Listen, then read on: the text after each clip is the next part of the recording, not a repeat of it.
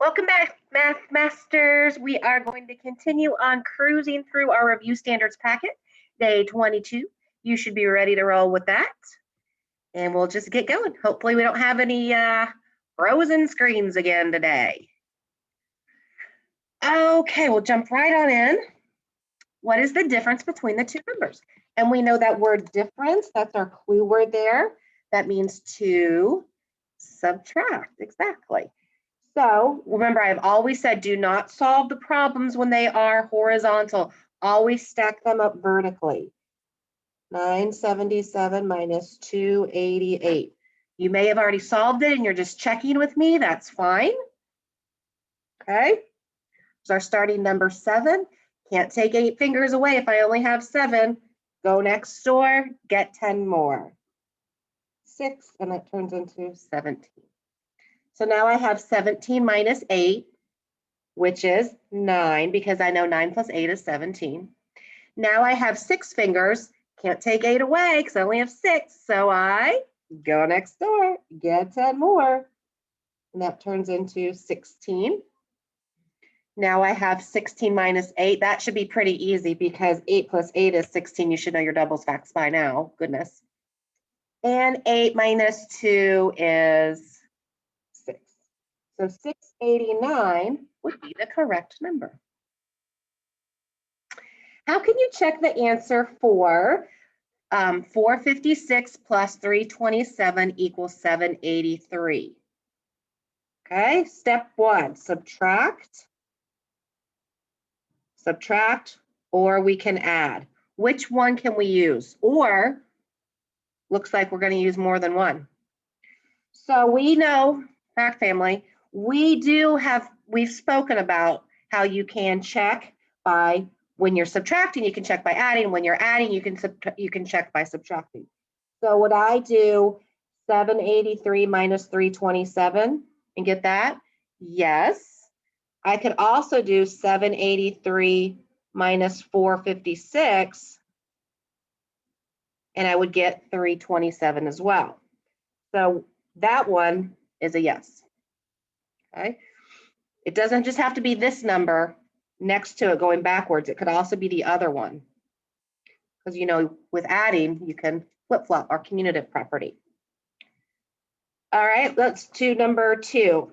Can we subtract 783 minus 327 to get 456? Yeah, we just said that.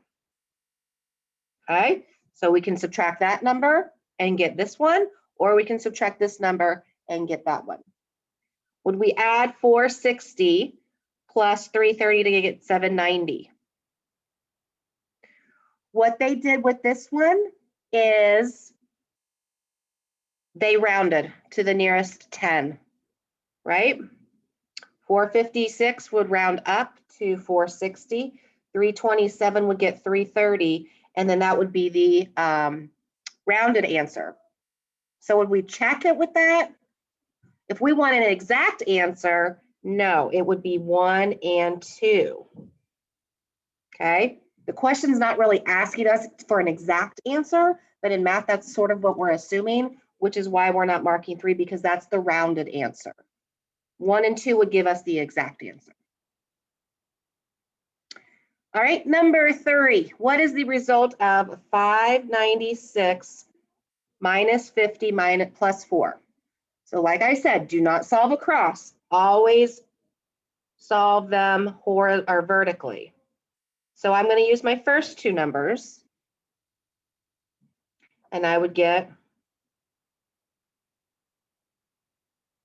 all right, then I used those. Now I need to add plus 4. And I would get 1 plus 4 is 5. I would get 550. Okay. B. All right. So you do the first 2 and then you do the last one. An office supply company made 487 pencils and 158 erasers. They need the same number of each to make school kits. How many more erasers does the company need? We know our clue, our box clue words. How many more tells us we are going to subtract 487 minus 158. All right, I'm my 7. Can't take 8 away. Go next door, get 10 more. 17 minus 8 is 9 because 9 plus 8 is 17. 7 minus 5, well, I don't have to regroup this time, is 2, and 4 minus 1 is 3. C would be my correct answer. All right. Marianne called her grandmother. She ended the call at the time shown on the clock. Really? She did? Which of the following is not a way to write this time? Well, as you can see, the county, when they were printing this up, failed to insert a clock. So we are not going to solve that. Remember, I did not make this. Mrs. Harp did not make this. Okay? Can't solve the problem without the clock. Moving on. Number 6 is your discussion post, so go ahead and mark that. All right. Get it checked. Number 6 is your discussion post. Lucy and her family arrived at the library at the time shown on the clock. Well, at least we have a clock there. What time is shown on the clock? Shorthand has all the power. He's the one that tells the hour. So I look at my shorthand first, and it's at the 6. And then I count my minutes. Okay. I know it's kind of hard to see. It's a little smudgy, but I know that's 5 minutes. And then if I go to the two, that would be 10 minutes, but it's in between there. So I'm going to say 5, 6, 7. 6:07.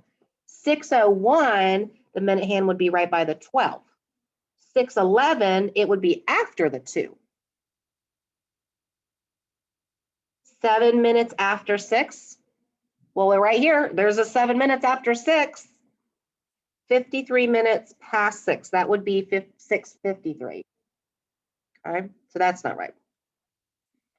Number 8 is your second discussion post. Okay, you can just type in for that one. You can just type in the letter. Okay, you don't have to type out the whole answer. Just type in the letter of your correct answer, unless you want to type out the whole answer. That's up to you. All right, so 6 and 8 are your DPs. Number 9, a fraction of the figure below is shaded. Where's the question? I'm guessing this is another accident, oops, but we know that they're probably asking what is the fraction. So I know with fractions, I have one piece shaded, and then remember my denominator is the altogether pieces. 1, 2, 3, 4, 5. So my fraction there is a unit fraction, 1/6. It's not 1/5 because you have to count this as in your denominator because it's part of it. So you have to count all those pieces. That's your denominator. The top number of the numerator is your shaded piece. And last one, number 10. Model A and B are the same size. How many parts of model B should be shaded so the two models show equivalent fractions? Remember, equivalent means equal, about the same. So just because this one is 1/2, this one has 4 pieces altogether, we need to see which would make it equivalent. So if I'm going to shade in part B to make it equivalent to part A, how many pieces did I shade? 2. 2 pieces out of 4 altogether is the same as equivalent to 1/2.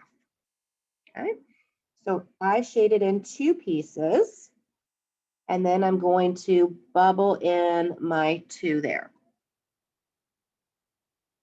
Okay, so your job now is to complete 6 and 8 for your discussion post. And then in your warm-up packet, you're going to work on day 22. Okay, day 22 is this whole page, not just the one column. Okay, because the next one is day 23, which you won't do because that'll be your math check-in. But make sure you do the whole page for day 22. It still is only for 3 problems. Okay, you don't need to do the explaining part. And that should be fine. Okay, discussion post, day 22, and get it checked. And tomorrow will be your check-in that you do independently on Schoology with your green puzzle piece. And I'll see you the day after that. Discussion post, math warm-up, get it checked. See you later, Gator.